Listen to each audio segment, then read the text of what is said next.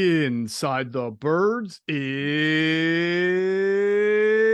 back, everybody. What's going on? Geoff, Mosher, Adam Caplan. It is a game preview Inside the Birds podcast presented, of course, by our friends at Ocean Casino Resort in Atlantic City, the exclusive Jersey Shore resort of Inside the Birds. And if you hadn't heard, there's a pretty big game on Sunday. The Eagles and the San Francisco 49ers, Adam, are clashing in what I would say right now feels like the biggest game of the year, even bigger than the Super Bowl rematch, because the 49ers have pushed all the chips on the table.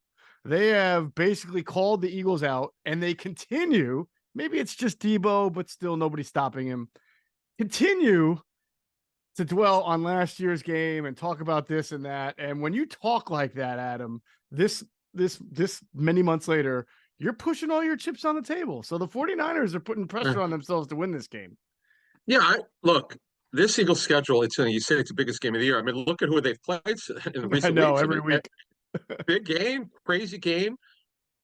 I want to run into people who, what we do, and then they recognize me, and there might be Wegmans or something, and they go, "Oh my God, how do you handle this?" I'm like, I'm not even a fan. I'm like nervous for the Eagles. Yeah, it's a huge game.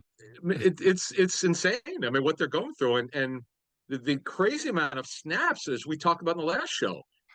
So you go to their toughest, clearly the toughest opponent. No shot at the other ones, but it's a great opponent. To me, we could debate who the best team in the National Football League. I wouldn't have any problem with anyone who said the Niners are the best team. And they come in here smack talking for no reason. They shouldn't have done that. As you mentioned, this only stokes the fires. Now, the Eagles are sort of their head coach is kind of out there a little bit. They're pretty cool. They don't stoke the fires a lot. So I'm interested to see. We don't usually talk about this because it's usually nebulous and nonsense. But right, the trash talk, particularly bulletin board material, whatever Debo said in that interview, we'll see. We'll see if they use any of it, and then obviously if they win, if they use that as motivation. Yeah, no, it makes for good storyline. It makes for extra drama, and especially for a game where you're talking about maybe the two best overall teams in the NFL. So that just adds to it. I agree with you. I wouldn't argue with anybody who told me who said that the 49ers are the better team.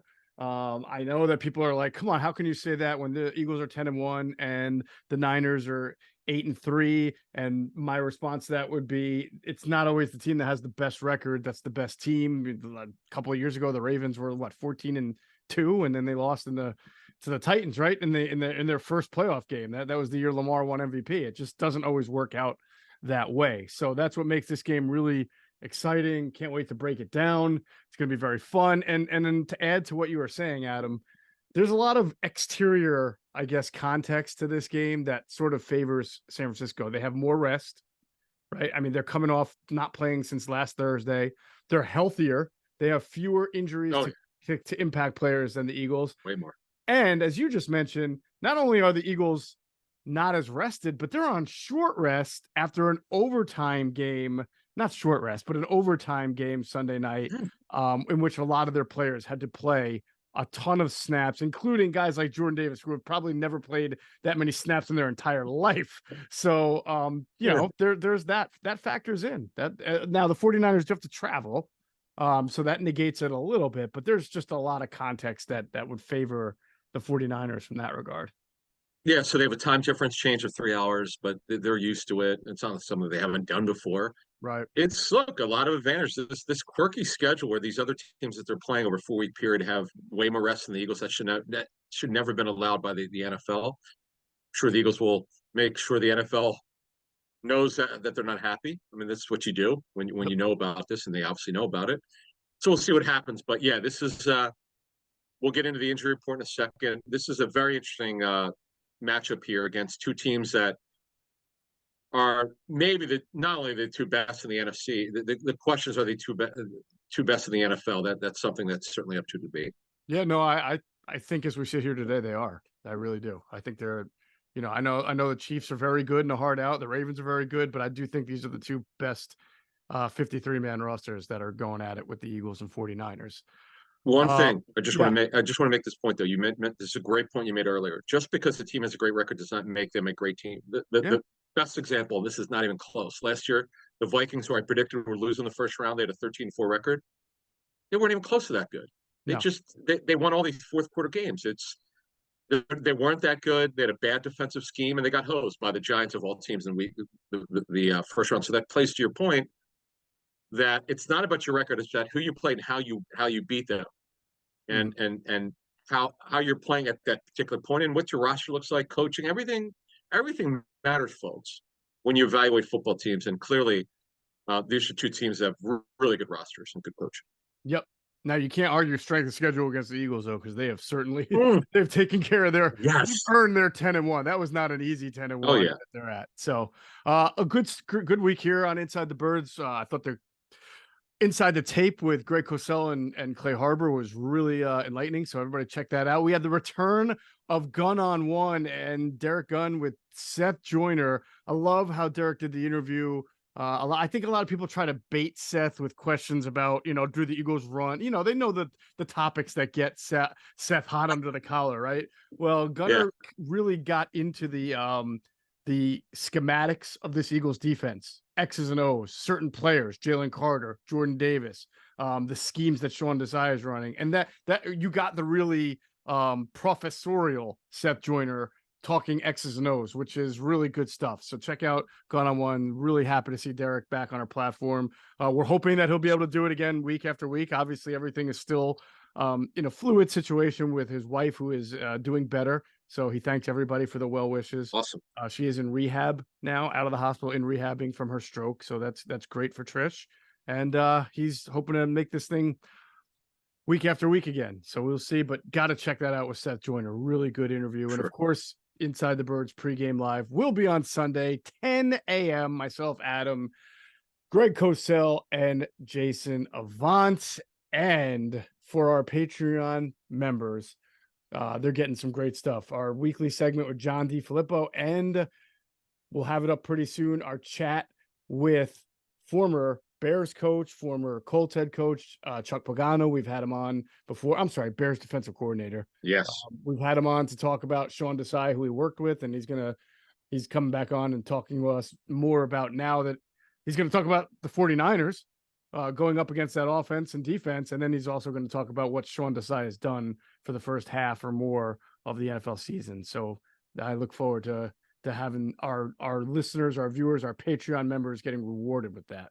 So if you want to get all that on Patreon, of course, it's patreon.com/inside the birds. And we want to welcome Matt, one of our newest members. So looking forward to that stuff as well. We got a lot to talk about.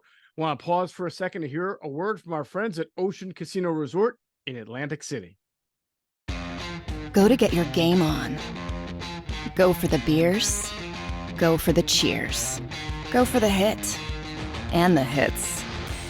Go for the stakes and the stakes. Go to get your parlay on. Go to get your party on. Go for the scene. Go for the screens. Go for the gallery. Go for the win. Go to Ocean. Visit theoceanac.com to plan your visit. All right, Adam, let's get into some transactions. As we record this podcast, I am as bewildered as I was for our last podcast that the Eagles did not work out anybody this week at the linebacker spot, and that the only move that they made, which this one they should have done, but that the only move they're making is to sign Ben Van Sumeren, the rookie linebacker out of Michigan State, to the 53. He was out of elevations anyway, but they're going into this game with 3 off-ball linebackers, 2 of them being Christian Ellis and Ben Van Sumeren. I'm absolutely stunned that they didn't work any out. Now it's interesting. I get the workout list, so I was perusing it, and I'm like, when Cam Sims, oh, he's that big jumbo receiver, used to be with Washington. Yep.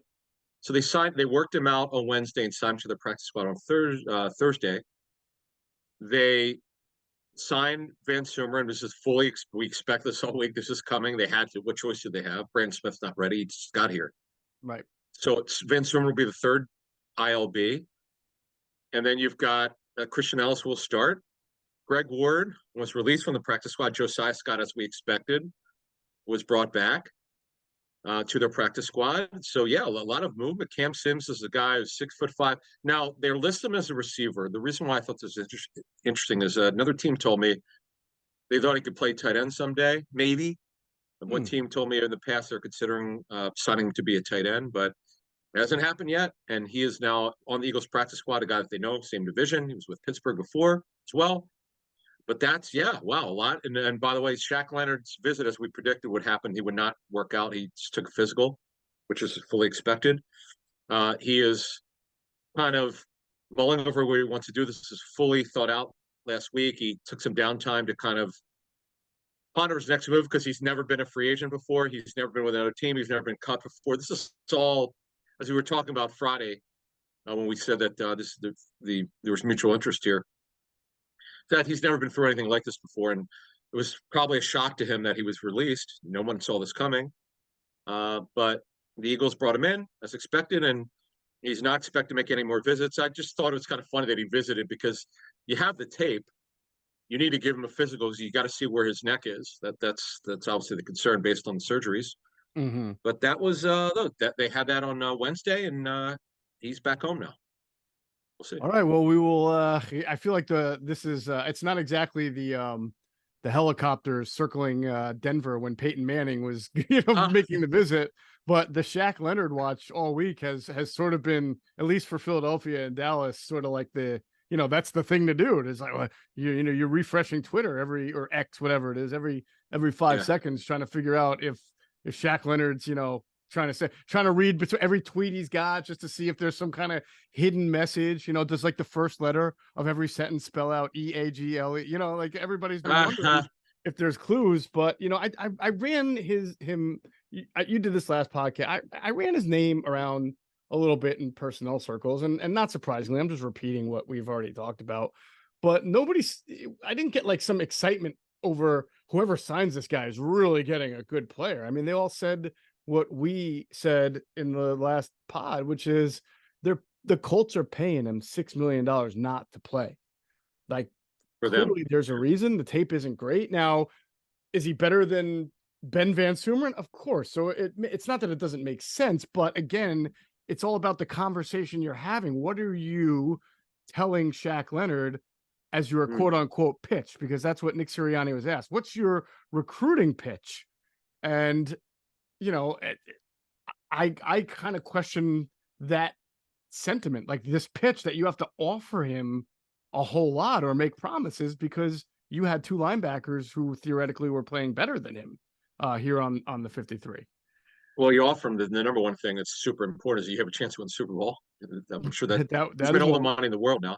But money now is not a factor. It's a non-factor. He's made it all. He's right. But don't you think he wants to play? Like, don't you think he's still thinking about? Sure. Well, here's the thing. Yep. But again, Dean's out for indefinitely. Okay, he's a non-factor for the rest of the season. No one is. He's to decide. You've got Cunningham, who's got a hamstring injury. We'll get into the injury, but we don't expect him to play this week. Mm-hmm. He's around the same age as Shaq, but then you've got two kids behind him, so he's going to play. He could play a lot, actually. He could probably play 50% of snaps just right off the bat, and it's just you go through it. Now with Dallas, you got two young kids playing. It's ironic that both teams have the same need. Dallas has no depth at inside linebacker. They're off the ball linebackers, but they're not running the same scheme, but they still have they start two off the ball linebackers, and they're both young. Mm-hmm. Shaq's older, so they both have a major need of off the ball linebacker. It's just kind of funny how that worked out. And they have to play, and they're playing each other. The Eagles are next week. How ridiculous is that? It is. You know what? I didn't even think about that. He's literally deciding to play either for the Eagles or against the Eagles, right? I mean that's for his first game. Yeah, I mean it's so that was interesting. So we'll see. But to me, and I was saying this in our Patreon chat on Wednesday, I would sign two guys. I know they didn't work any out, but what are they expecting? Like these, you got Van Sumeren and Ellis are undrafted free agents. Like what? Van Sumeren is a good special teams player, but what are you expecting if he's got to right now, if Morrow, God forbid, gets hurt, they're done at that position. They What are might they have going to to play do? they might have to play like nothing but 5-1 fronts and dime just to have one I'm going line. to say, Yeah. okay, on your point, okay, and this is what I'm glad you brought that up because I'm going to ask Greg and Jason on the show. I thought because they had to play so many snaps on defense over 90, why would you not play big nickel with Sidney Brown or use him as a box safety because they're down in reps at inside linebacker with Cunningham out, and they didn't do that. Clearly, They did a little. I mean, results they played Brown as a deep. They played him in deep on very two-man little. coverages, yeah, or two deep Okay, coverages, just right? playing him Very little. deep. Oh, you talked about that Wednesday, so they're playing him deep. They clearly don't think he's ready yet for a lot of snaps. So, geez, I mean, on your point months ago about Nolan Smith playing off the ball because he did in training camp, and even Cosell said that he thought he might be able to play that. So they're running out of options here. This is not good. I understand it's not they're not a scheme dependent. The inside linebacker positions, the two off the ball positions, they start two of them, are not they're not premium for them. I get that part of it, but they're starters. You can't just wave your hand and go, okay, it's okay, it doesn't matter. Yes, it does. Right. And they got to address this. This is when you want to win a championship. You don't accept that you're not going to be very good at one position. That's just not I don't. I'm just stunned that they haven't. I know the list out there is not very good. There's still guys out there, so Yeah. we'll see. Well, usually it takes the Eagles to lose a game like they did to Washington last year to all of a sudden hit the street free agent signings and realize that, they gotta push the panic button. Let's get Linval, Joseph, and so if they lose to the 49ers, there's gonna be like there's gonna be like Jesse Armstead and they'll pull guys off the street, right? Yeah. I'm trying to think of an old like I Keith don't. Adams will be in mean, here, and who's that? Who's that? I'm just naming old linebackers now. Well, other than Armstead, who did you just? I said Keith Adams. Remember him? Oh my God, the little small guy. Yeah, they smaller called him, guy? I think, the missile or the bullet. He was like a little Yeah. weak side linebacker. Keith Adams. Oh man, was he small? Yeah. So we'll see. I mean, it's not a major deal, but it's increasingly a problem each week. And then the other news, which I didn't expect it to be this early, but it makes sense because after this game that we're going to talk about week 15, boy, the schedule is so bad. It's so easy for them and the opponent's so bad. I could see why they won't want to probably flex it. But yeah, the Seattle game, which was a sunny afternoon game in Seattle, is now Monday night at 8:15 Eastern in week 15. So the Eagles are a national team. That's the way the league sees them, and rightfully so. And Seattle's still battling for a wild card spot. Forget about the division. The Niners have that sewn up. But yeah, there you go. So we'll be up late that Monday night in week 15. Yeah, and maybe that's the NFL correcting itself and giving the Eagles an extra day of rest, Adam, because they realize that they screwed them with four straight opponents getting more rest than them. I don't know. Yeah, but here's the problem. That week will be a short week for the Eagles. On week 16 now, week 16. Okay, week 16. Okay, at least they're at home. But guess what? It's on Monday. It's the triple header on Christmas Day. Oh my God! Well, no, that means they get the normal rest then because they're going to go Monday to Monday. Monday to Monday. You're right. Yeah. Plus, it's the Giants, so that's like I know. I mean, come on. the hope. No, you're right. But the hope is that game won't be meaningless. But for those of us, I made a trade in fantasy. I actually got the Eagles defense. Smart. Because right. But here's the problem, though. I hope they're not in a resting situation because remember the number one seed is the big deal. Forget about the division. It's the number one seed right now. Is got the bullet point, and with this injury situation, boy, that number one seed is really important. Yeah. Speaking of that Christmas game, is that the one that's at the Linc or at MetLife? Here, yeah, it's in Philly. Yeah, because the game if it was at MetLife, I don't even think I would play my starters, even if it was a meaningful game, because I'm not letting anybody tear their knee or Achilles up on that field. All right, I'm not even touching my starters on that field. So on your question, that's the week 18 game where there are no time for any of the games, so there's actually no day. Right. They I've not seen it usually the last week. Okay, they'll have some games that you know who you're playing, but they don't have the times. Right. So that's where that is. So that was the other thing that was interesting, and then we'll get the injury report in a couple minutes. There you go. All right. Frustrating for the Eagles with the injuries, but I'll tell you what's also really frustrating, Adam. Frustrating when you're trying to get tickets for an event, whether it's a sporting event or a concert, online and you just have no idea what you're getting into. You have no idea where your seat is. You have no idea. You get like the little viewing picture and it's just a chair. Like you don't know where that is.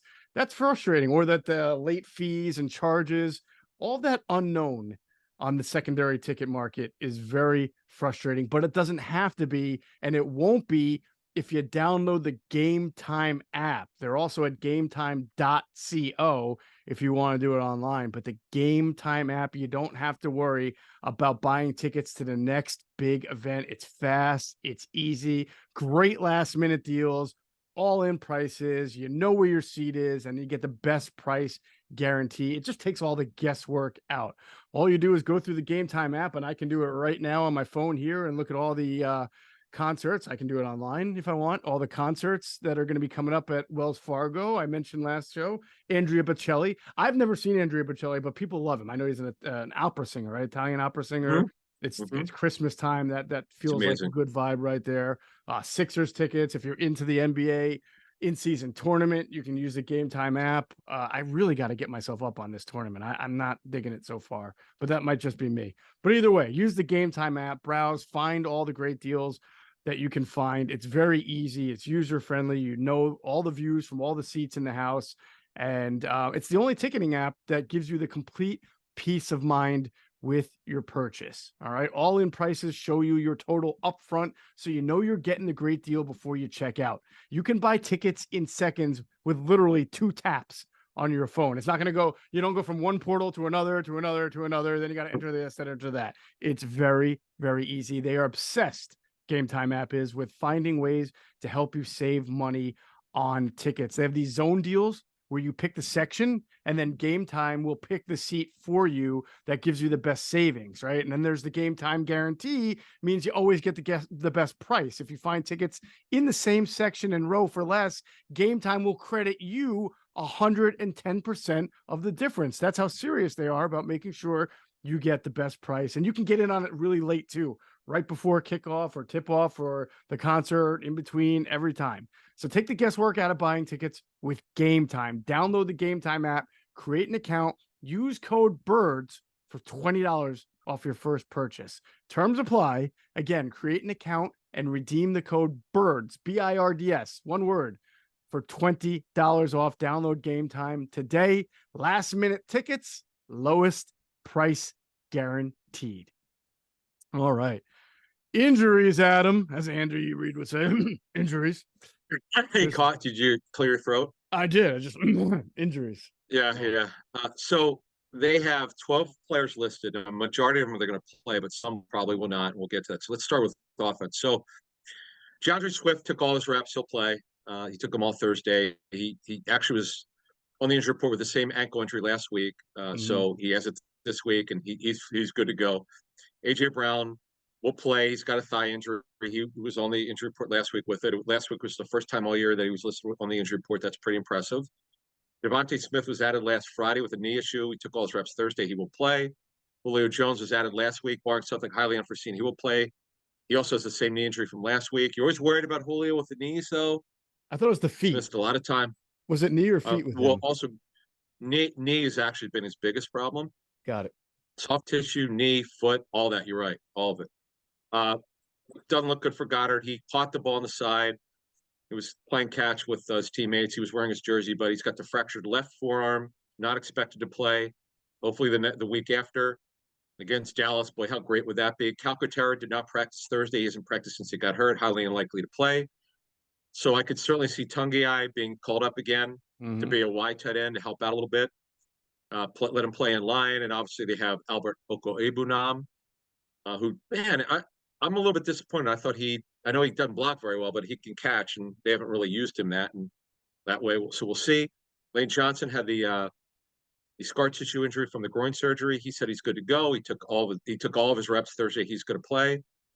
Defensively is where it gets to be problematic. Fletcher Cox did not practice on Thursday. Certainly would be questionable as of now. We're on Friday now, so we'll see if he could work today. If he doesn't work, it's highly unlikely he would play. Jordan Davis, who Hosell and Harbor, listened to them about Jordan Davis. That was pretty impressive what he did, man. What a season he's having. after a tough rookie season. He should play with the hamstring. He got working Thursday. Nolan Williams he's at the end of the concussion protocol. It just has to be cleared by independent neurologist. Did well Thursday, no issues. So barring any setbacks, he should be back. Man, could they use him? He's an absolute stud in the role that they use him. Zach Cunningham didn't work Thursday. Highly unlikely he plays. Christian Ellis ready to start for him. This one is very disappointing. Justin Evans, I don't know what happened. We need to look into this. Obviously, it's some sort of setback. The only question is, will he come back this season? That's kind of where we're at with this guy. He's a practice since they designated him for return. He practiced last week. He didn't practice. This week he hasn't. So I don't know what's going on with this guy. Yeah. I mean, at this point, it's not a surprise. I mean, I would have been more surprised if they said he was back at practice the way things have been going for the last week and a half. So what's the protocol here? Because this is week 3, right? This is the 3rd week of the 21-day practice. So if he doesn't get activated, does he then have to revert to season-ending IR? Yeah, he can't go back. He remains on IR and he cannot come back. Yeah, so it's too bad because they don't want to play Sidney Brown. He's clearly not ready. It's kind of a tough deal. I don't know. And in Blankenship with his 121 snaps, safety is a problem for them. They've got to figure out whether it's Mekhi Garner, who played earlier this season, Tristan McCullum. They got to figure something out here. Okay, now you bring this up, you just open a can of worms. That can is this. Eagles need to start working out some safeties. I didn't even think of that. They need to start doing that. Well, I mean, he's their 4th. Because they traded for Byard, they have at least 3 safeties. Right? I mean, they have McCullum. Yeah, but you're not getting it. Sidney Brown's their 3rd safety. They don't have a 4th one. They clearly don't want to play Sidney Brown. What if Byard or Blankenship gets hurt? Yeah, they don't want to play Brown. Yeah, that's a good point. The problem. They need a veteran. That's a good point. I guess McCullum's in the same boat. He's a guy he's played very little. He's raw. I'm just trying to wonder because they sort of have this glut of interior, because Ricks and Roby are both back, and they've been kind of working him. Yeah. I can see what you're saying. I would at least have a veteran on the practice squad. I think that's a fair point. Yeah. Because Evans was that guy. They've been fine with Evans, but you can't count on him. Even if by miracle he comes back. I say miracle because I don't know. It's very odd. I can't remember the last time. In fact, remind me if we ever talked about a player who was designated for return and didn't return for the Eagles. I don't know. I'm sure they have since they changed the rules, but I don't know of anybody. No, they have not. And I've certainly never seen a situation we haven't with the Eagles where a guy was in the practice window and then practicing and then had that's it, right? Yeah, then couldn't. Yeah. It's too bad, man. This kid, injuries, man. I feel bad for him because it almost reminds me of the guy that this Eagle signed in the what was his name from the he was a Michigan safety. Marlon Jackson, right? Marlon Jackson. Yeah, blew out his Achilles. That was awful. That one scared me. It's the only time I've ever been actually worried about a guy because I've heard players scream before, but it unfortunately happened right in front of me in the practice bubble in 2010, I'm guessing, without looking it up. I think it was even earlier than that, but yeah, it was. Okay. I mean, it was brutal. And hearing him yell is just something that you don't hear. And that was kind of scary. Like, because you're not prepared to see that and hear it. I saw it and heard it, and I felt terrible. Yep. That was bad. I saw a guy for the Colts. Well, Jackson used to play for the Colts. He was a first rounder there. But there was a Colts player last 4 to 5 years. I was at their training camp. The guys, I don't know if his career ended, but it was a very bad injury, and he yelled, and it was pretty sad. But so there you go. So they've got a major depth problem at safety. It's just remarkable.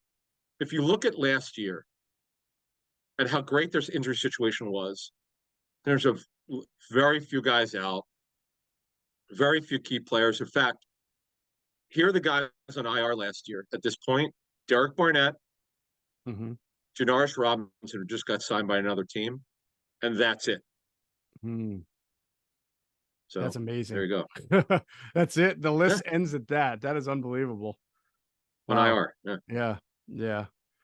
All right, so not great news there. Let's talk about the other defensive injury. Well, you mentioned did you mention Fletcher Cox that he was out?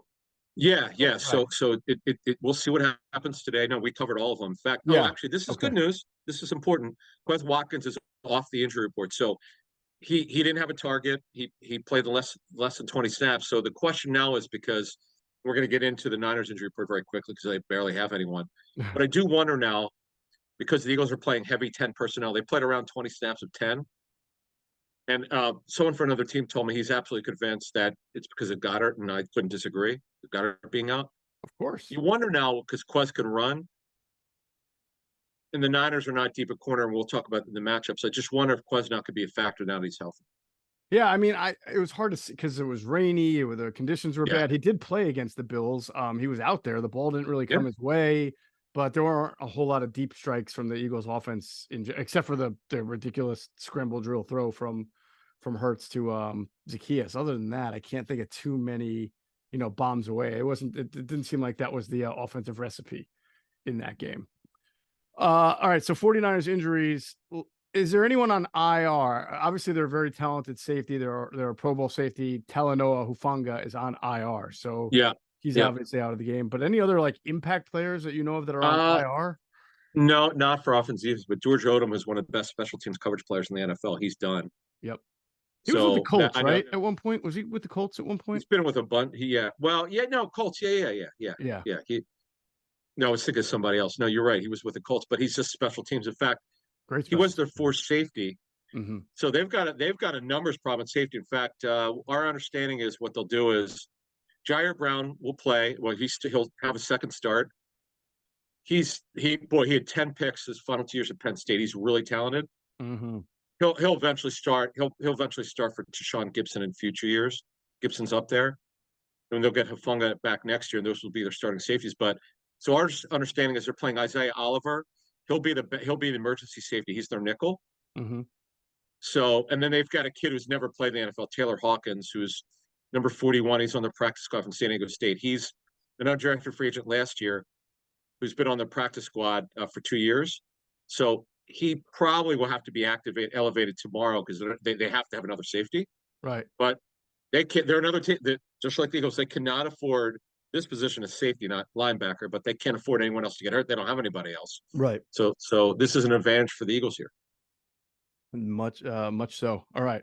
As far as injuries now, Spencer Burford, their guard, he missed the last game, but he's expected to play this week against the Eagles. Yep. And we know that. Go ahead. No, this one's big. Yes, he's expected to play. Eric Armstead has not practiced yet through Thursday. Today's the big day. Now, they have been willing, Kyle Shanahan, since he's become the head coach in 2017, is willing to play players who have not practiced. But that obviously would be major if he can't play. And he's got a foot injury. Javon Kinlaw, their former first rounder, has been a disappointment. He would probably fill in if Armstead can't play. But that's big. We'll keep an eye on that one. We'll obviously have more information for you on Sunday for a pregame show.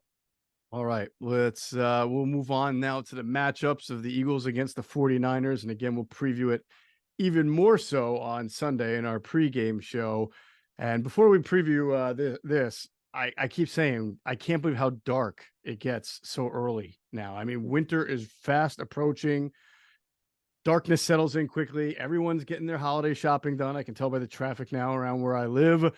Nobody's got time to plan and make meals. That's why we love HelloFresh. They deliver farm fresh food with pre-proportioned ingredients and seasonal recipes right to our doorstep.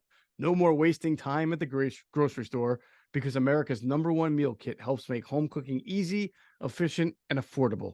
We don't have to waste time researching recipes. We're not planning out meals with HelloFresh. The shopping's already done. The perfect amount of ingredients arrive with step-by-step recipe cards. It doesn't get more efficient than that. Plus, HelloFresh saves you time and money.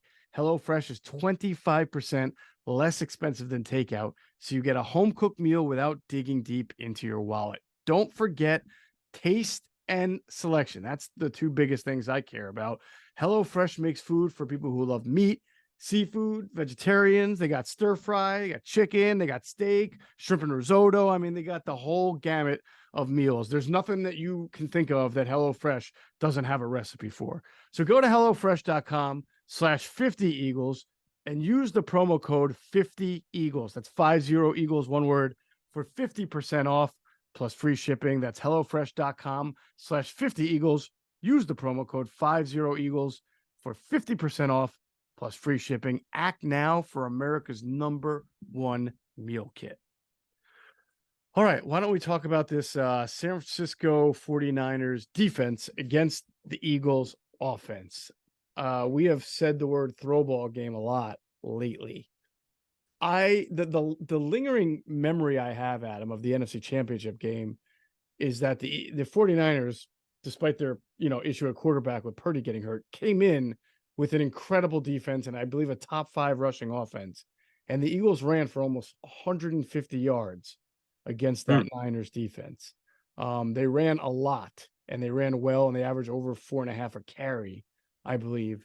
Makes me wonder, as the Niners come in here again with a very good defense and perhaps, Adam, at least statistically, maybe even a better defense than last year, if the Eagles still say, we're stronger, we're more physical, and our offensive line is going to bully you again. I wonder if that's going to be the tack this Sunday. I expect a throw ball game without Goddard. I mean, really? I do. Oh yeah. I mean, look, the Niners were looking to upgrade over Diamador Lenore, who's number 2. And I know he's improved this season, but that's a guy you could go after. I mean, the Eagles with Swift, they're not a power running team. I don't see them piling up a lot of carries. I mean, the story. Well, let's put it this way: when the Niners had the 3-game losing streak, it's because their pass defense struggled. They gave up big plays. Now they're doing much better. But to me, I come out throwing the football. I spread them out. They're not deep at corner. Isaiah Alvarez, we said earlier, is their nickel. Good player, formerly with the Falcons. So I would expect them to try to do that. And look, Fred Warner's coming. You know Warner's an absolute superstar. Maybe in fact, he is the best off of the ball linebacker in the National Football League. Greenlaw's good, number 57. Now, if Eric Armstead can't play, boy, that would be huge. But I'd be surprised if he doesn't play. It's going to be interesting because Lane's going to play, and hopefully he gets through the entire game. If there's one team that could hold up against the Niners front, it would be the Eagles' offensive line. Won't be easy, but again, the way you beat the Niners is you throw against those corners, spread them out. Yeah, no, that's a fair point, and the Eagles do tend to, if they sense that they can throw on a secondary, they'll come out. We talked about that with the Bills, right? We said, hey, the Bills have a good front 4 rush, but they're really hurting in the secondary. Go after them. This is not a similar second. I mean, they're still overall a much better defense than the Bills. I'm trying to. If you go look at their first drive against the 49ers last year, they did come out with a throw. It was a short throw to Brown. Then it was Miles Sanders up the middle. Then it was a short pass, then a sack, then a short pass. It seemed like they were working the run and the RPO, the intermediary pass, before they did settle into a big part of the run game. So I don't know. That'll be interesting. They only had 7 points after the first quarter, and then they sort of got to the run later. So maybe to your point, they'll try to come out throwing. And if that's not successful for them, they've got the run to lean on. I don't know. This is a really tough front 6 for the Niners. Yep. And when you've already done something well against them and you can say, hey, I challenge you to stop it, makes me wonder if that, I didn't think they were going to come out running 8 times out of 10, but for the Eagles, for what we've seen the last few weeks, it wouldn't surprise me if they tried to run a little bit more early on, but we'll see. Like you said, their pass defense has some areas that they can exploit. Yeah, you could throw out the championship game. It has no bearing on this one. Why? Because the Eagles had no pass tempo because they didn't need to have it when Purdy got hurt. You don't feel the need to keep to throw. You play to what the game is. I don't. I just take the championship game and go, look, the whole game was thrown after six plays for Purdy. The whole game just turned on its head. It's just a weird game. I know the Niners, they had a certain game plan for the Eagles then, and they had to junk it. And was it Josh Johnson was the one who came in, right? Yes, after terrible, awful. Yeah, and he got hurt, right? And then they had to play a hurt Purdy after. Oh, yeah. Well, they tried, right? And then Josh Johnson I think he was the one who finished it, but it was an absolute disaster. But you focus what the rosters look like now. Armstead obviously would help them for the running game, but see, Swift is not. The Minnesota game was such a quagmire because Brian Flores had this odd defense. He came in very light box, and the Eagles saw it. That's not happening here with the Niners. In fact, they run it. They run the wide nine with Chris Kuceric. We're going to talk to Chuck Pagano today for Patreon. I really look forward to see what Chuck thinks about the wide nine and the effectiveness of it. But they play it really well, and they're disciplined. They're a wide nine that's actually disciplined against the run. And Hargrave now. Every once in a while, you see Hargrave as the reason why the run defense may have some leakage, but overall, they're a pretty good run defense. Yeah. Yeah, I'm pretty sure. I'm checking right. Yeah, no, Brock Purdy had to finish that game, Adam, because Josh Johnson left with a concussion. Okay. So Brock Purdy, who was unable to throw because of the injury, he couldn't throw. And if you go scan, they're losing this game. It's the NFC Championship game. On third down, they were running. They were running on third down because they couldn't have Brock Purdy throw the ball. So in fact, that's why they brought up that's why we have the third quarterback rule now, the inactive third quarterback, because of what happened. Yeah, great point. I totally forgot. I forgot he came back and he told Kyle Shanahan said it after the game. He told him he could at least hand it off because their other option they didn't want to do is have McCaffrey be the wildcat quarterback. Right. But the problem is coaches don't like doing things they haven't practiced. So here we go. That game was the reason why they brought back the old inactive third quarterback rule. Yeah. Now, how odd is it that a week after playing Buffalo, which is one of the top zone teams in the NFL, I believe at 74%, now they're playing San Francisco, which might be the number one zone team at 75%. But either way, the point is they're playing teams back-to-back weeks that play a ton of zone. And when you have a front four like the 49ers do, there really isn't a whole lot of reason to blitz. One thing that they do like to do is play, I forget what team the Eagles played. Oh, the Chiefs do this too, where they'll play some what do they call them? Loaded fronts, where they'll kind of shift three defensive linemen to one side, and then they'll walk Fred Warner down almost as a fifth, right? So they'll walk him down to the side where there's only one defensive lineman, sort of to create a 5-man front, and then they'll do a ton of twisting and stunting there. So like the Eagles, don't blitz a whole lot, but they play a lot of line games. And the Eagles are really going to have, this is where it's big on the offensive line to be communicative, to switch off, to make sure that, you're looking for work, as they say, for offensive linemen, because, you might be Cam Jurgens and you might think you're blocking somebody and all of a sudden he leaves to go loop over somebody else and you got nobody there. It doesn't mean your job's done. You got to scan left, scan right, and find out where your quarterback needs the help. So this is where the 49ers challenge teams at scrimmage the most. They have a ton of talent in Bosa, Armstead, Chase Young, and Javon Hargrave, and B, they don't run a very stagnant front. They don't just let these guys rush. They do a whole lot of movement. So this is a huge game for the Eagles offensive line, which at times this year has been handled or has struggled more so than we've seen. Jets game is one they really did not play well. That was the only game where you could say, they didn't. That was the game they lost. It just didn't. They had all sorts of. Remember Jermaine Johnson, I think his name was, had a great game against them.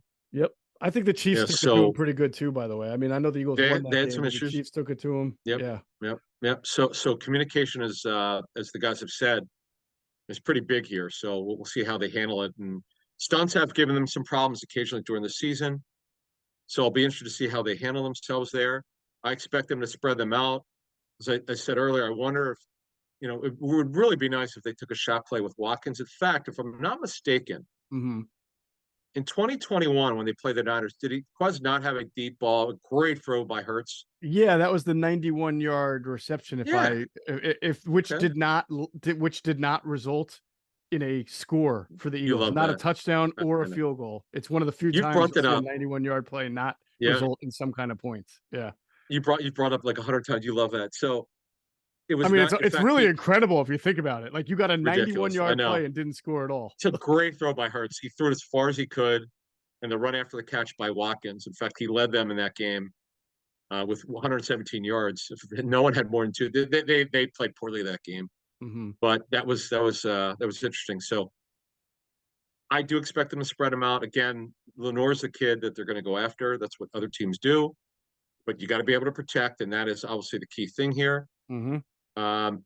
And that's it. Jair Brown's your guy from Penn State, who's really talented kid. Yeah. So well, the Eagles know it's not like they haven't faced. Some teams run wide nine and nickel, so it's not like they haven't faced it before.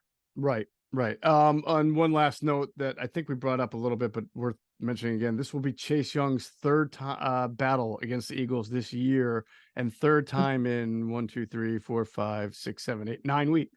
So, wow, yeah, it's pretty interesting.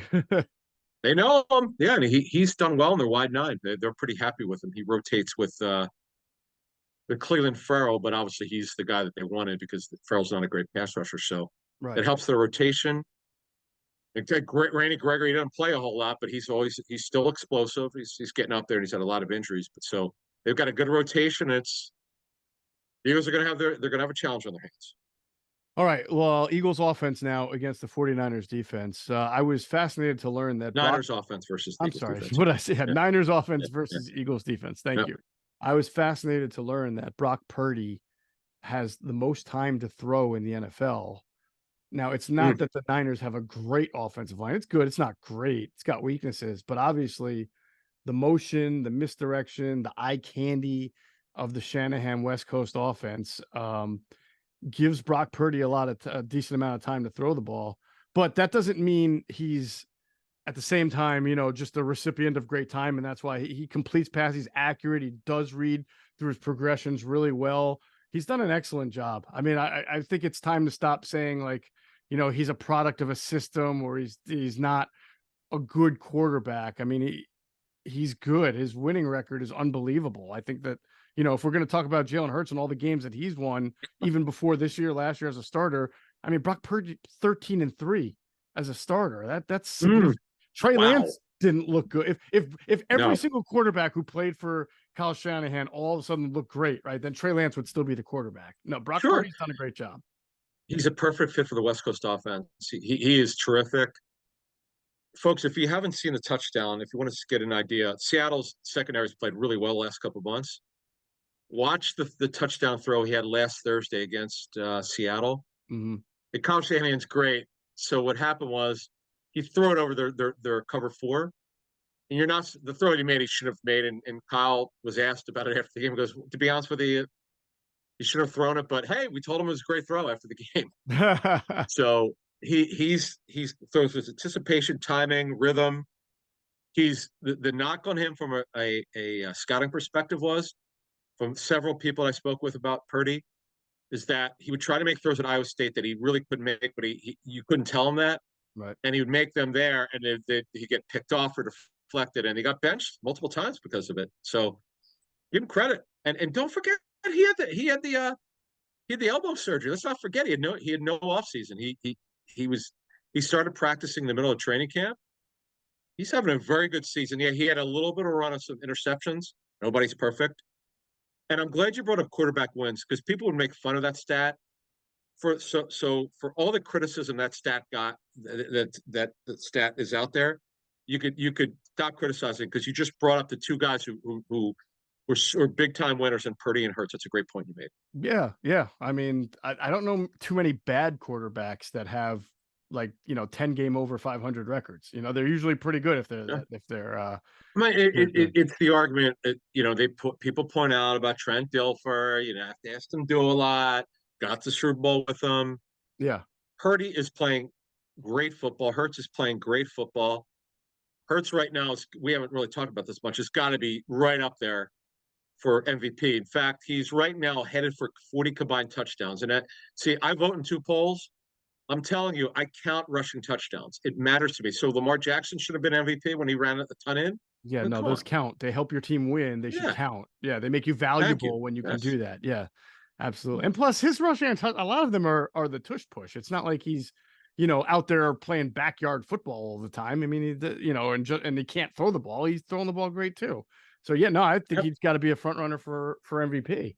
And the last thing I would say on Purdy is for those who hasn't really, they think everything's all Shanahan's system, is that when you watch him compared to, say, Garoppolo, who went to a Super Bowl with the 49ers, much as you just pointed out with the throw over the quarters coverage, he's much more willing to put the ball in the air deep than Garoppolo ever was.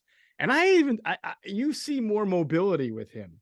not like great running ability, but Garoppolo, you're not going to, I mean, if he's stuck in the pocket, you're going to sack him. Purdy Yep. can navigate it better. And I think that's more of a reason why his numbers are that he has the most time in the NFL to throw the ball. He also has a larger, I think he's leading the NFL in completion percentage. I mean, yes, he's surrounded by great weapons and a great system, but he's capitalizing on it, and it's made him tough. And that's why, I don't know if you know this or looked at this, Adam, but do you know what their average margin of win is in their 8 wins? Margin of victory? Well, I know they embarrassed Dallas. I have no idea. Yeah, their average margin of victory is 20 points. They win And by an all their average wins. of 20 points. Yeah. Jeez, really? Yes, and they've played some. It's not like they're just playing patsies every week either. Like you mentioned, they beat Dallas. They beat another team that has a win. It was a Cincinnati with Burrow, I think it was. Yep. And they smoked. They absolutely embarrassed Seattle. They absolutely handled. In fact, here you go. Yeah. They beat Pittsburgh the week Steelers. one. They crushed the Steelers, and the Steelers have a winning record. Yeah, right. But to win by 32 over Dallas is unbelievably impressive. Look, all teams, okay, we're because of the so-called parity and competitive balance, as the NFL likes to say. There are no dominant teams this year. Yeah, but the two teams that are playing Sunday at the Linc are pretty damn good. Yeah, and they're the best of the best right now. There's they beat they beat the Jaguars, who are a very good team, a playoff team. Hammered them. They beat them 34-3. I mean, like that's very impressive. Yeah. You got to give it up to him. So, yeah, I would say Purdy's a scrambler. He's got good feet, quick feet. He's definitely a scrambler. He's willing to make tough throws. Eagles play a higher percentage of man coverage than most teams. They're up to 32%, which, man, you compare Gannon, was around low 20s. It's amazing. For all the challenges the Eagles have in the back end with the older secondary and all the injuries. What's that? I'm agreeing with. I'm like, right. It's like the more injured they get, the more Sean wants to play man. I mean, I was talking to DiFilippo Thursday night. He's so proud of Sean because he's known him forever. Because he's doing a great job. I said, I know. Look, now they've gotten a little bit lucky on some plays. Yes. Some penalties that they got lucky that they weren't called, and whatever the case may be. But the bottom line is, they're hanging in there with what they have. And this is going to be a challenge against Shanahan. He's great with misdirection. Oh, by the way, they're still the number one team. They're the number one team in the National Football League with 3-step motion still. It's coming, folks. And we know the Eagles a little bit shaky sometimes with that. Sorting it out.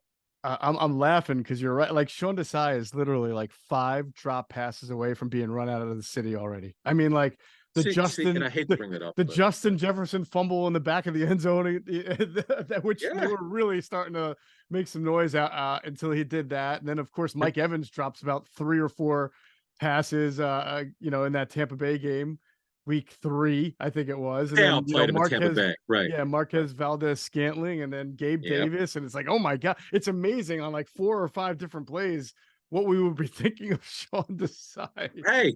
It's true. Look, I was joking with a friend of mine who's watched the Eagles tape, and he goes to me. It was no one is better at tugging at the defenders than Darius Slay. Right. It was funny because he gets away with it. I mean, he really. I don't have the penalty numbers in front of me. He's just really good. He's so subtle with it. You know how we say AJ Brown never gets called for OPI because he's got the laid hands. He gets a very slight push. The refs never see it, or they don't call it. Slay gets the tug on the jersey. They don't call it on him. He's just good at it. Hey, when you've reached that certain level, you get those certain calls. That's like the deserve.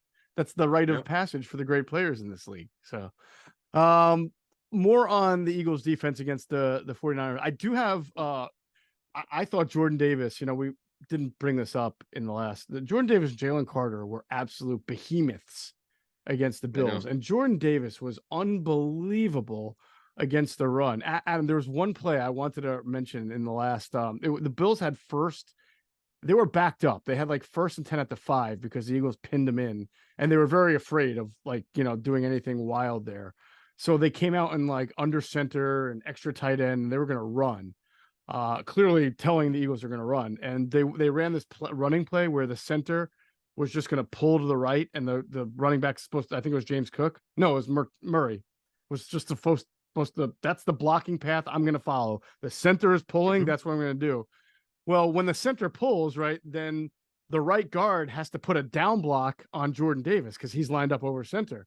Well, once that center pulled, Jordan Davis exploded into the backfield so fast that Osiris Torrance, the right guard, he never even got his hands. He actually turned around to look at Jordan Davis, right? Like, oh my God, I have to do something to him without being called for a hold. But once Jordan Davis did that, the running back had the running back gets the ball and he sees Jordan Davis in his face and he immediately just has to immediately like get down and swarm. So it was like a -1, I think. But like the explosion that you saw and the recognition from Jordan Davis that the center that he's lined up across is pulling. So I'm going to beat the down block and get right to the running back was just so impressive.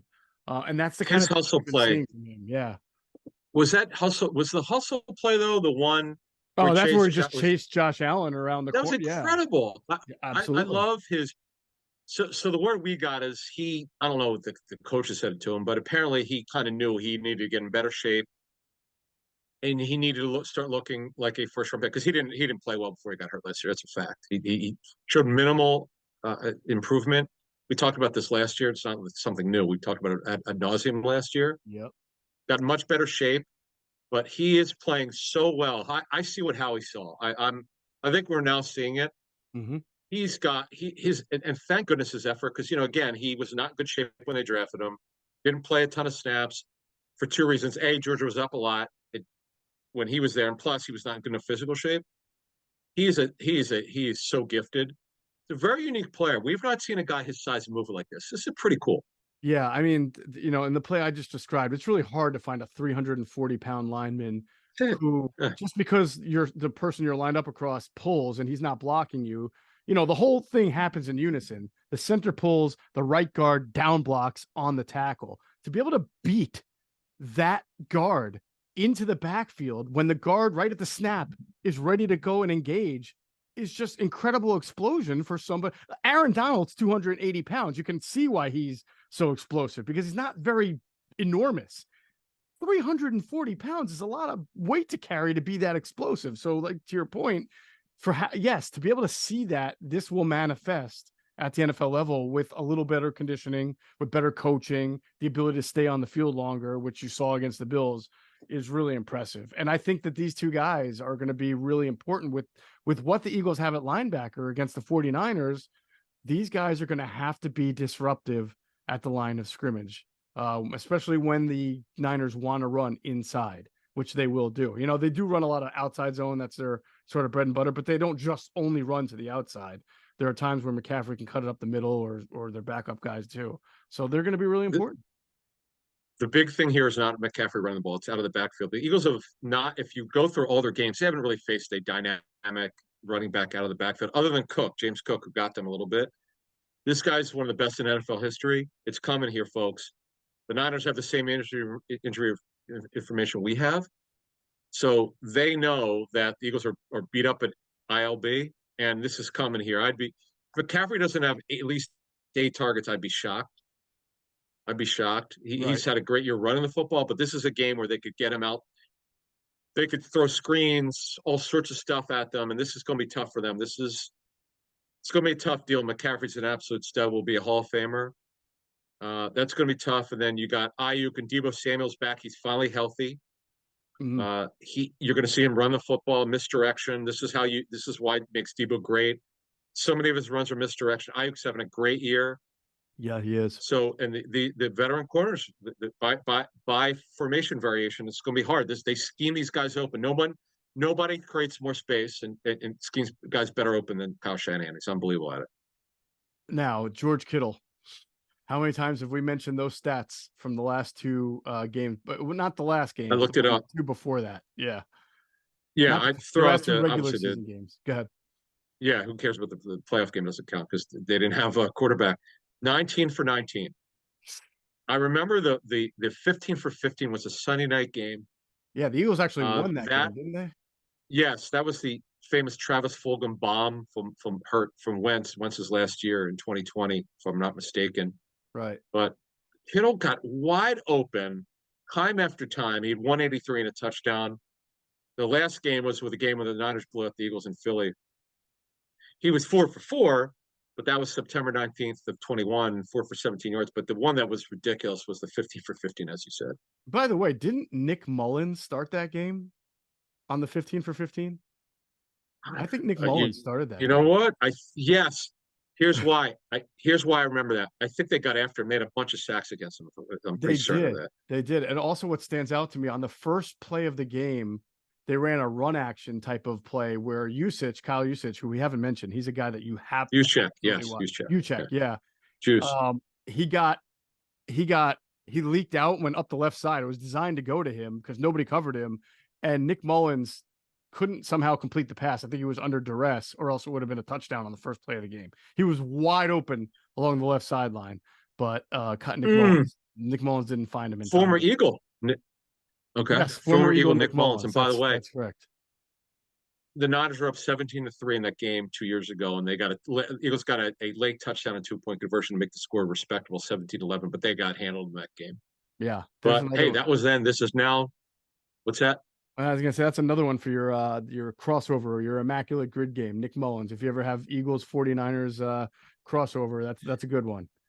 Oh, there you go. Right. Who's now with Minnesota as a backup quarterback. But so those are the matchups. It's tough, but you know what? The Eagles' heart is so big. I mean, they right when you think they can't do it, they do it, and we'll see what happens. And then the Niners' offensive line, this is big for the Eagles. The Niners are not good in the interior. The Eagles are with the kids inside.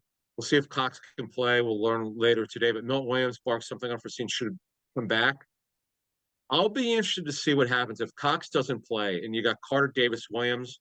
Marlon Tuipulotu played a career high snaps. He had over 30 snaps out of the blue because Cox went out and Milton Williams didn't play. So, and Moro Jomo should contribute.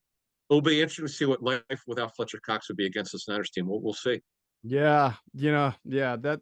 All right, I'm glad you mentioned that. That's going to lead us into our prediction segment here as we take a break real quick to hear from our friends at Sky Motor Cars. Sky Motor Cars in Westchester is a different sort of dealership. All it takes is one look at their Highline pre-owned vehicles that people all over the country want and need. Owner Brett Schulter, make sure you don't spend a dime of your money before you purchase the car. Sky Motor Cars allows you to make all the decisions regarding your next vehicle. At Sky Motor Cars, you never have to spend more than necessary. Visit SkyMotorCars.com today or call 610-918-7225. And if you happen to stop into Sky Motor Cars in Westchester, PA, make sure you tell them Adam and Geoff sent you. You'll get a great deal. We also want you guys to check out our friends at PHLSportsNation.com. They're enhancing the fans' experience with their coverage of all Philadelphia sports teams. For the fan, by the fan is their motto. So make sure you check them out at PHLSportsNation.com and on Twitter at PHLSportsNation. All right, Adam, I have to ask you this first before we make our picks. How shocked are you? But I'm sure you've seen the line by now. It's been a pretty hot topic of conversation around the area. You know what the line is? Well, I would have had my opening line would have been Niners by 1.5. Niners. You would have still put the Niners as favorites? Okay. Oh yeah. They've got, first of all, because the Eagles have a terrible injury situation. They've got problems in so many spots. Right. You got to take that when you evaluate any NFL team, you got to look at everything: coaching, talent, quarterback, injury situation. Right now, the Eagles have obviously the best heart of any football team. It's incredible with how they're able to overcome deficits and everything. But the Eagles have a tough situation where the Niners are the healthy team. They're better rested, and there's a lot pointing. And I'm sure the odds makers have taken the well rested part of it also into account. Yeah, I'm sure. So that makes sense. Now, that would have been your line. According to MyBookie, our friends at MyBookie.ag, the 49ers are 3-point favorites coming into the Linc with an over-under total of 48. I think last week was against the Bills, 48.5. Pretty interesting. Both of these teams actually have pretty good defenses. More so the 49ers. The Eagles defense isn't ranked very high. But that is the spread and the total. So I will start with you. Who do you think is winning? I've got Eagles 24, Niners 27. Oh, wow. This is the first time you have picked against the Eagles since when? it's definitely last season. I don't know. Maybe people who are diehards with us would remember, but I It's been a long time. it's been a long time, man. I don't know. This is a tough one, man. But here's the thing. As I said earlier, there's some advantages they have. Their interior defensive line versus the Niners interior offensive line. That's a great advantage. Mm-hmm. Quarterbacks hate pressure up the middle. See if they could take advantage of that. But the Niners are really good. Purdy's good, and I'd love to see Purdy under duress and see how he handles it, because he gets rid of the ball quickly. He's a great anticipator, great reader of defenses and all that. But you know what? He's not faced a game where he's under siege. Like now, although Cleveland got him, but that was a bad weather game. And by the way, I hate to bring it up, but I have to. Right now, it's expected to rain the entire game. Could change though. Wow. Could change. Okay. But right now, it looks like it's going to rain the entire game. So all the injuries that the Eagles have, Zach Cunningham, Fletcher Cox, and, potentially more, we'll see as the week goes. All week long, I've thought the 49ers are going to win this game. All week long. And I really should pick the 49ers, but there's just something about this Eagles team that I have been unsuccessful in picking against them. And not just the injuries, Adam, but everything we talked about, the context of the rest and the coming off the emotions of the game. And there's really, really too many good reasons to pick the Niners to win this game. But I'm not going to do it. Right. I'm actually picking the Eagles to win. And I think that they're going to win this game. And I have this weird feeling that they're going to pay a price for it. And then the next two games we'll see against Dallas and Seattle. But I am picking the Eagles to win this game 27-24. That's it's my score, but the other team. Okay. Yes. All right. Yeah. Wow. So you like it over as well. Okay. Well, we'll see what happens. One of us is going to be right. One of us is going to be wrong. I will say this, though. I'm not changing my pick. If the Eagles lose this game, I actually don't think it'll be close. I think that all the reasons that I have for picking against them, or anybody would have for picking against them, the injuries that they're dealing with at key positions, and then the short, like the overtime game, the emotions. If they lose, I could see them losing 31-21 or something like that. Not a close game. I mean, they're bound to not play a one possession game. I mean, let's be fair. The law of average is going to kick in here. Yeah. Well, what happens is, they're down 17-7 the last two games. You go, they can't see the game. They were so bad the first half. They looked bad, and then this other game they scored first. Then Buffalo scored 17 straight, but they have the heart of a lion. They just found ways to come back. But if you look at Seattle. If you look at the Niners' schedule after this one, they play Seattle, who they blew out. They play them next week. Easy schedule to a degree at Arizona. Obviously, should kill them. Ravens come in week 16. That's a tough one, because if you're looking to see who can get the number one seed, they played at Washington. Give me game. And week 18 they play the Rams, are least competitive. So, but the bottom line is the Niners have a better schedule than the Eagles right now. So the Eagles are still in the driver's seat to have the number one seed. But if the Niners win, they would only have 3 losses. The Eagles would have 2. So we'll see. All right, everybody's gonna have to watch Sunday's pregame show, because I'm just like you. I have the right to reserve. I reserve the right to change my mind, and I've already gone back and forth on this game 100 times. But I think I'm gonna stick with it, and we'll see what happens. But it's gonna be a great game. See everybody Sunday on the Inside the Birds pregame show, and of course Inside the Birds postgame show. Me, Adam, and Clay Harbor. That's gonna do it for this episode of Inside the Birds, the leading podcast in Eagles intel.